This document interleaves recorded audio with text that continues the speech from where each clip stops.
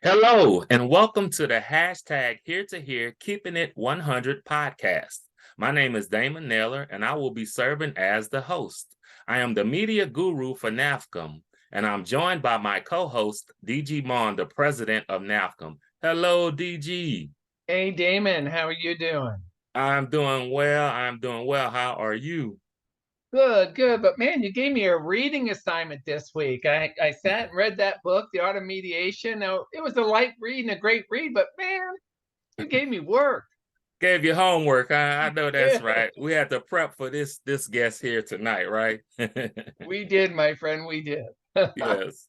So, guys, we are so excited. We have a dynamic guest with us. His name is Michael Fraidenburg, and he's hailing from Olympia, Washington. Michael is the owner of the Cooperation Company, and he serves as a certified mediator at the Dispute Resolution Center of Thurston County. In addition, he is a best-selling author who has published 5 books, and we're going to jump into the information that he has prepared for us tonight and take a little journey. So at this time, we're going to bring him in. That's good.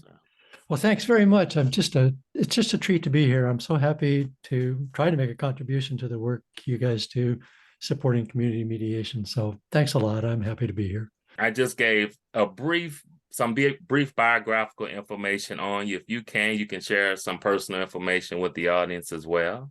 Well, sure, happy to do it. And there's actually an intersection with the book that we wrote for me. My background is actually fish and wildlife management of all things. How on earth did I get into mediation? You might ask for that. Well, in a 30-year career there, what I learned was that in terms of doing natural resources management like that, we pretty much know what to do to fix the problems that are there. What the gap is that we're struggling with is we don't know how to cooperate and get things done together. So I took an interest in conflict resolution, collaboration, and those kinds of soft skills that take what we think we know about the right thing to do with natural resources and make positive decisions through cooperation and collaborative processing. I got trained in mediation skills as a way to fuel that interest. And I must say it's been extraordinarily helpful to be able to bring those kinds of skills to the table when other people are struggling over the science or opposing interests they have and who gets to catch what kinds of fish, those kinds of questions. So there is an intersection. My personal story is in natural resources, but it leads right into the need for collaboration on all kinds of issues. It's amazing how you were able to connect those two things, which seem so different, but you're able to bring them together. Wonderful, wonderful. So this book, The Art of Mediation, why should anyone want to purchase that book? There you go. My co-author Terry Thiel and I are longtime volunteers at our local community dispute resolution center, the Thurston County Dispute Resolution Center of Thurston County, Washington. And so we've collaborated for many years now on doing mediations, but also participating in the many training programs that the our DRC sponsors. And so Terry and I went out for coffee one morning and we're talking about our experiences as assistants, volunteers who help in the training programs, and realized that we both had experienced the same unanswered question from people who are newly graduated from the basic DRC training. So they're not mediators, but they've gone through, in our case, a 40-hour training curriculum and are now ready to think about future interest in doing mediations. And the routine question we kept getting and still get is, what can I do next? What do I need to understand next to move to the next level? Well, of course, there's a lot of other trainings they can go to, but we thought maybe there's some lessons from the history of mediators that we know and have worked with, and in our own experience, that might be good to sort of write down. So we started writing essays about what is a next thing that a new mediator might like to know about. All of a sudden, we had enough of these essays that we saw there was a critical mass and combined them together in a book. So the book came together basically as a way to our support as volunteers for the training program in the DRC, but it seemed to have a wider audience. I'm happy to say it seems to have some interest because the book is available on Amazon, as you know, and it's been was a number one new release for 58 days. So we're taking that as a benchmark that it has maybe some wider application outside of our local community. Wonderful. That is amazing and really great. And I'm just happy and excited that your book is so practical and giving strategies for it, because I think sometimes people read books and it's very informative, but where are the actionable tips? What can I do? And like you said, you guys really you've really written down and kind of given a roadmap and given some next steps on what to do and what to do next. What's the next move? I think people can really appreciate that. Okay. Well, we definitely strived to put in actionable steps. So there's a little bit of theory in the chapters, but mostly it's how-to information. How do you do these things? So we had tried to have a razor sharp focus on that intent for the book. So during this interview, to start off, we want you to share with us your transformational experience with mediation over the last 20 plus years. What has happened with Michael during this time? What have you experienced? Well, it's been an incredibly interesting and enjoyable journey, but it has been a ride. I mean, it has not been a level playing field. It's been constantly evolving and changing. And in our DRC, gratified that they've tried to be fairly progressive. So they've evolved the practice of mediation in the community in some very conscious and deliberate kinds of ways. We went from conflict resolution about getting agreements to empowering people to not only understand why they're in a conflict, but giving them some wherewithal so they can start working on those issues themselves. So it's transformed from let's get an agreement to let's get these people ready to manage conflict. Has been a huge transformation in our DRC that's been helpful that way. We've also they have diversified the whole approach to mediation tremendously. So explicit outreach programs to communities of interest that were not self-recruiting to doing mediation. So people of color, immigrants, alternative gender folks, a whole variety of new communities have been invited in to the family of the DRC, and we as mediators are being supported with trainings about how to work with that greater kind of diversity. And the DRC has been really active at developing responsive training, what I termed responsive training. So a need pops up and they fill it with training activity to make us mediators better at doing it. For example, they have a goal to involve volunteers more actively in their trainings. So they've gone beyond just inviting us in to give little lectures and so forth. They're sponsoring a set of workshops on train the trainers. So they're trying to develop our skill in doing that. All of that dovetails with my personal journey. I'm going to get a little personal here about this because yes, hopefully my experience has got some identity with the other your listeners and viewers here as well. So I went into followed my interest to become a mediator more than 20 years ago now, but decidedly the first part of that journey for me was just me getting past the novice stage and trying to figure out how do I apply the tools. And so it was a matter of coming to grips with the fact we've got a set of tools. Now, how do I apply them? Very applied sort of mentality. The next sort of journey, experience, or transformation that I went through with a lot of coaching and mentoring and help from mentors and co-mediators and so forth was to shift into a thinking about, well, mediation is really more about supporting people. It's not just applying tools. It's really about meeting people where they are in the here and now and supporting them so they can get into the future in a more productive way. Cliche I like to use when I'm working with trainers is it's really a major benchmark of success in working with clients when you get them to sort of to put a stop on thinking about their history and thinking about what comes next in their future. And so we as facilitative mediators are there to help them define what are those next steps so they can get into the future and then hopefully move forward and live a life with less conflict without us. The step I'm waiting for, and hopefully I can aspire to it like my main mentor, that she's just this tremendous mediator, is to move beyond that novice and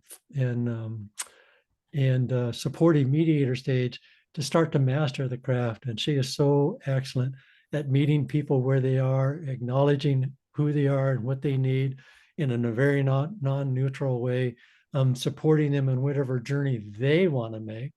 So hopefully, if I can follow in her footsteps, going to move from a supportive mediator to a mediator that can support people in crafting that future journey for themselves. So my transformation is definitely a work in progress, and hopefully I can aspire to what I've seen as admirable attributes that these role models that have come before me. I will say that in my working with my mentor, we both have so appreciated the people who've come before us, and we're standing on some pretty tall shoulders here. And those people have been very forthcoming and very giving of what they've learned about mediating and supporting us and doing that. We will be able to give back that gift if we can continue to transform and figure out how we hand back to the next generation of mediators some of the supports that we've experienced from our mentors. So that's my next personal assignment here. Yeah, so the journey, I guess, can be characterized as one of empowerment, diversification, responsive training, and support, if I was to sum it up. You're Yes. right. You're right. Okay, great. Well, DG, we want you to come in and chime in and say anything that you have or ask any questions.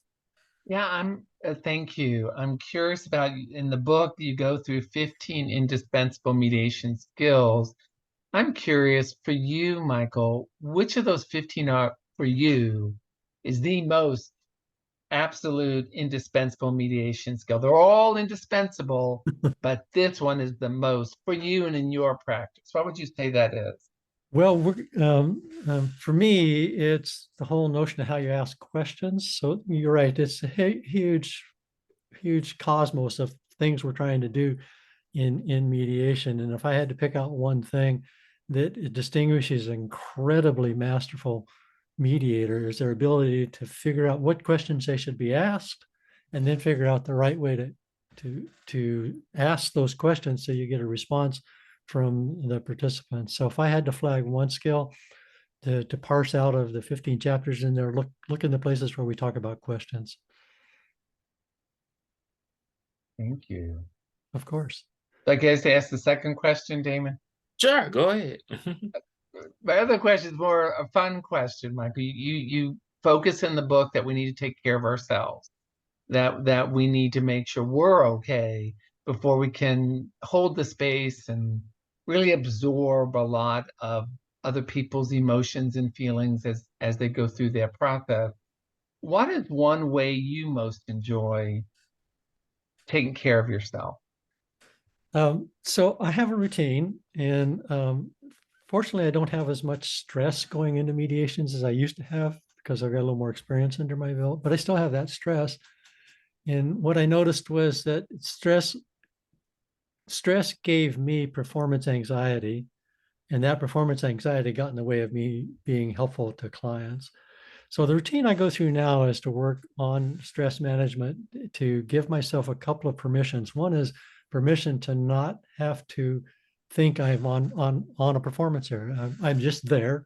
I've got a set of tools, a certain amount of self-confidence about how to use them, but clearly the mediation isn't about me, it's about them. And so I try to get myself into a thought process that says that.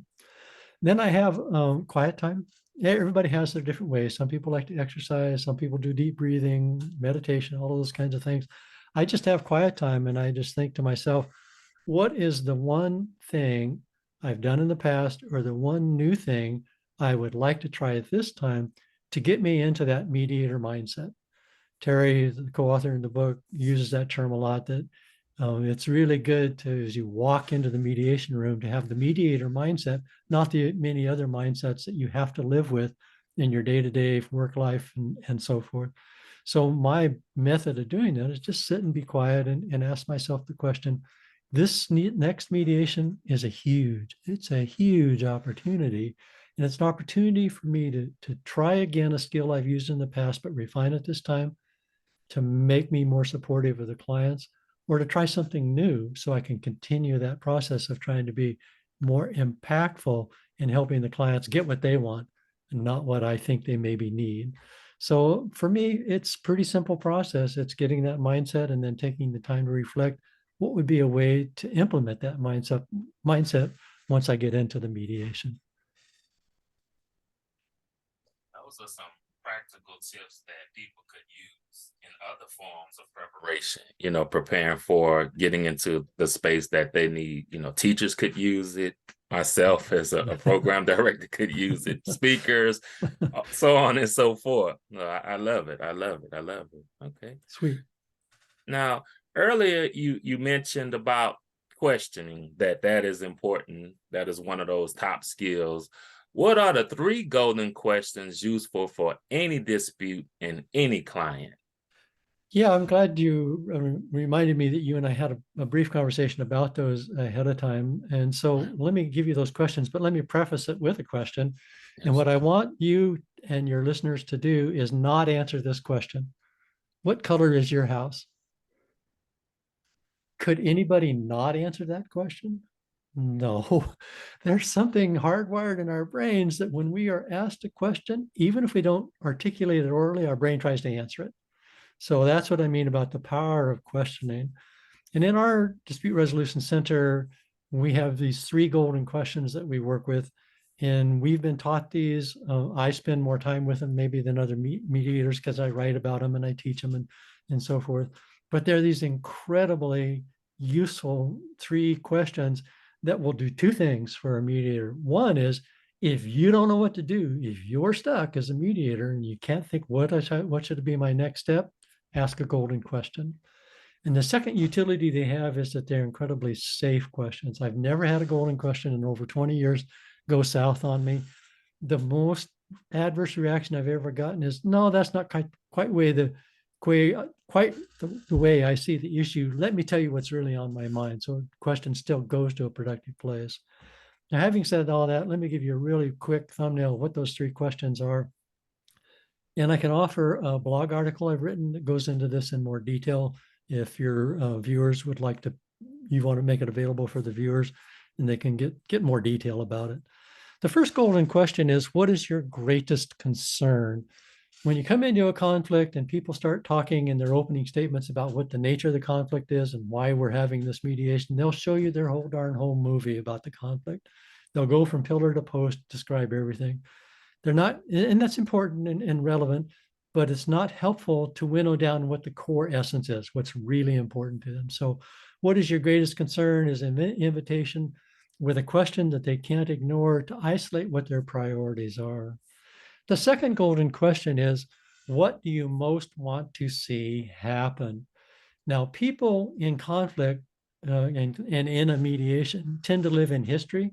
They tell the historical story. They tell why they have animosity or anger or they're upset about that history, but they haven't done a very good job. And that's natural. It's not a criticism of these people. We're just people and we behave this way, but they have not done a very good job of thinking about what's next in my future. So not casting their thinking forward into the future. So if you ask a question like, what do you most want to like, what would you most like to see happen? It automatically has another question they can't ignore that says, well, having just answered the first question about what my priorities are, I guess the next thing I'd like to see happen is, and they have a better ability to articulate that. So that gets you moving into forward thinking, forward and future thinking.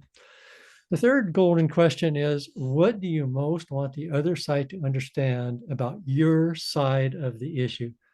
Now, you're not going to ask it in a generic way like that. You're going to make it context rich and context relevant. But basically, if you ask, what do you most want the other side of the dispute to understand about your side of the issue? That's opening up a question for them to express something inside of them that seeks to have the other party have an understanding. So it opens up the door for empathy to start going back and forth across the mediation table. And as you know, in our world today, there's a precious lack of empathy, lots of judgment about other people, and not a whole lot of empathy about the other person's. So this question, what do you most want the other person to understand, opens up an inquiry about what is it like for the other person to walk in the other person's shoes. So it's a really helpful question to sort of engender some empathetic thinking, and then you can take it someplace, hopefully, as a mediator. So those are the questions. Again, there's a lot of richness in them, and a lot of thinking and practice that can be done about that. And I will mention that if your viewers are trainers, these are terrific questions to teach people in your training workshops and get them to practice it. And they're just so darn useful. Super. So let me repeat them. What is your greatest concern? What do you most like to see happen? What would you most like to see happen? And what do you most want the other side to understand about your side of the issue? Did I get that correct? Perfectly correct. Thank you. Awesome. And I really love that last one when you talk about the empathy, because that's something that we emphasize at the program that I work with in teaching our parents, as far as, engaging and interacting with their children, putting themselves in their shoes, and just interacting with people, period. Having that empathy is critical, and it's definitely something that's needed in society. So I'm glad you really captured that, especially with your last question. Great. Yes. Well, DG, did you have anything? Look, the time gets by so fast. Was there any other comments you had or questions? No, I'm just, it's great to take the words of the book and sit down and meet with the author and hear your life and the process with it. So thank you for this opportunity. You bet. I can make another offer for your listeners that if they're willing to go over to the book's website, which is theartofmediation.org, theartofmediation.org. We've got a place in there where they can download a free chapter of their choice from the book. So your viewers and listeners can go there and scan the table of contents. And if a particular topic like golden questions is of interest to them, they can download that specific chapter for free. Thank you so much for your offering, and we truly appreciate you, Michael. We love and support you, and thank you for keeping it 100 with us today. Thank you. For our viewers and audience, we thank you for tuning in. I thank my co-host, DG Mon, president of NAFCM, for being here with us. And we're signing off and look forward to seeing you guys soon. Please go visit Michael's site and support him in this new book. Thank you. Thank you.